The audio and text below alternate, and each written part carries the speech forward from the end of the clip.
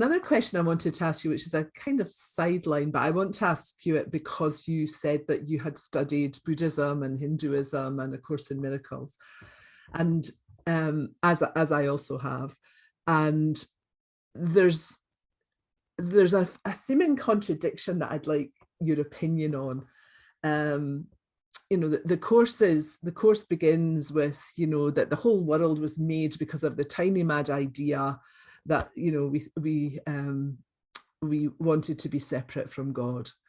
And in the Hindu tradition, the universe is lila, it's the divine play. There's no mistake in it. Right. So they seem to be contradictions, that in the course's metaphysics, that the world is a mistake, that we're all really in heaven, and this is just all an illusion. Yes. And so they seem quite diametrically opposed. Yeah. So I'd love to hear your take on it. Yeah, this is such a juicy topic, and I love talking about this because it's so interesting when you start to unravel it.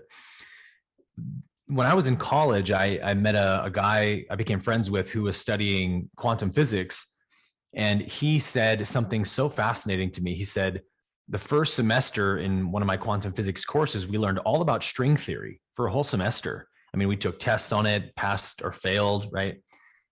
And then the next semester, the teacher wrote all the string theory equations we learned on the whiteboard, and we walked into class the first day. It was like, hey, do you guys remember string theory from last semester? And we're like, okay, I got to go through a review because we're going to build upon this. And he was like, okay, so took an eraser out, erased the entire whiteboard, and just went, everything we taught you in semester 1, we now know is false. String theory is not the way things are. Everyone goes, oh, you just hear this collective sigh. What? It's like, I failed 3 exams last year.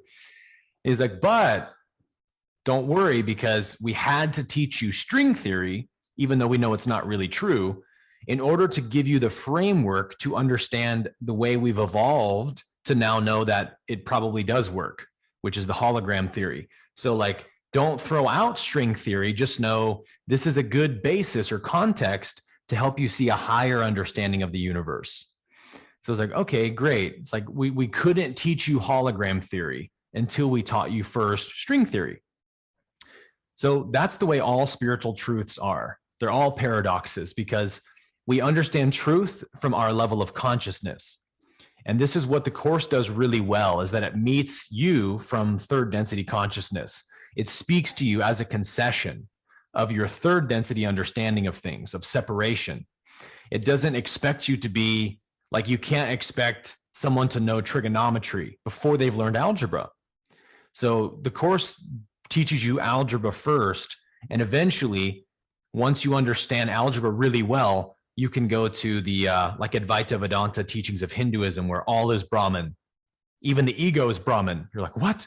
No, it's not. It's a mistake. It's the tiny mad idea. It's like, yes, but it's playing that role on purpose. It's all on purpose. The whole universe is a design from divine intelligence. And it's so mind-bogglingly intelligent that we have to just take it bite by bite, piece by piece, layer by layer. So the Course says, under the veil of separation, or the dream world is the Course's language for it, you believe you're separate. The Christ believes I'm a body, I'm a person on a journey. And so this little I, this separate I, looks out at the divine and invents the universe or the world as a separate thing. So the Course is right when it says that the world, lowercase w, as a separate thing from me, is an invention, is a dream. It doesn't exist. It's a tiny mad idea. But because we're still trapped in that idea that I am separate from the world, people read A Course in Miracles and they go, okay, so the world sucks. It's stupid. It's dumb. Forget it. It's an illusion. It's all bad. It's like, no. The teaching is you are that. It's you. It's a reflection of you. It's not real as a separate thing. It's real as a mirror of your consciousness. So that's why the Course goes on to say the real world is pure happiness and peace. The real world is the one that's not separate from me. So everything I see happening out there, quote unquote, I realize is a mirror of the in here. So really there isn't an out there or an in here. It's all one. And that depiction is the Upanishads of all is Brahman. So the person doing the bad, evil thing out there isn't happening as an external event.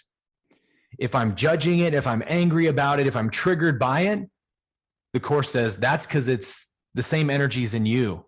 That same greed that's triggering you from the evil tyrant in Canada who's blocking the trucking convoy and all that stuff, that makes you angry because there's a tyrant in you that you haven't healed yet.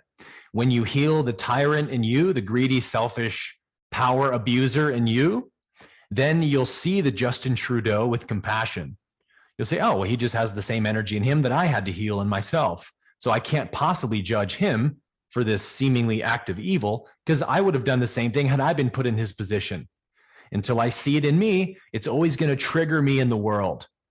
And when it stops triggering me in the world, that's my barometer that I've been healed. So the Course does this amazing thing that it meets you where you are as an ego and says, this world you see that's so full of anger and hatred and evil and all this stuff that's bothering you, it's not real. You've invented it. It's a projection of your own distortions. So heal yourself, forgive yourself, and you'll see that everything's actually shining with the light of Christ. And that's what they call the real world in the Course. Yeah. So how about the war in Ukraine at the moment? How's that part of things? How does that link in with what you're saying? Because that doesn't look as if the world is shining with the light of Christ. Right. So all the distortions we see in the world are manifesting in the world because they exist in us. Meaning enough of us agree with the idea of war that it's still able to manifest. You know, the Klaus Schwabs, the Justin Trudeaus, all the people we see as the wrongdoers, the evildoers in the world. They manifest as leaders in the world because people look up to them, vote for them, think they have good ideas, follow what they say, fall into their traps because those energies are in us. So when I see war happening, I say, well, that's because enough of the collective consciousness still agrees with war that it's even possible. Like, look, people are going to war, so they're agreeing with it. So yes, a large percentage of the collective consciousness disagrees with war and says this isn't the right way to do things. All war for any reason whatsoever is insanity. And that's what the Course teaches, right? But until I've healed the warring thoughts in me, I can't judge the war out there. If I have any hatred or enmity towards people, towards what's happening, if I hate the idea of war, even that's a warring thought. Yes. So it's like I have to love peace so much that I can't even conceive of war. It doesn't even compute in my mind. And once enough people vibrate at that level of consciousness, you know, these world leaders might try to go to war like Russia did with Ukraine. And all the soldiers will just be like, no, we're not going to do that. We're not going to go to war with our neighbors. We love those people. You want us to drop bombs on a neighboring country? That's totally insane. But enough people don't see it as insane yet that it's still being carried out. So we just have to forgive that and go, that's okay. They just don't see the way of things yet. They don't see what love really is yet. So they have to do that stuff until they awaken to higher consciousness. How can they act any better? So there's no judgment in it, but it's still seen as not the highest way of truth, right? And I think you make a really good point as well that, you know, if we have a lot of anger energy about the war, right, that's just feeding into the collective. It's more war. It's more war energy. Yeah. Yeah. Yeah. Thank you for that.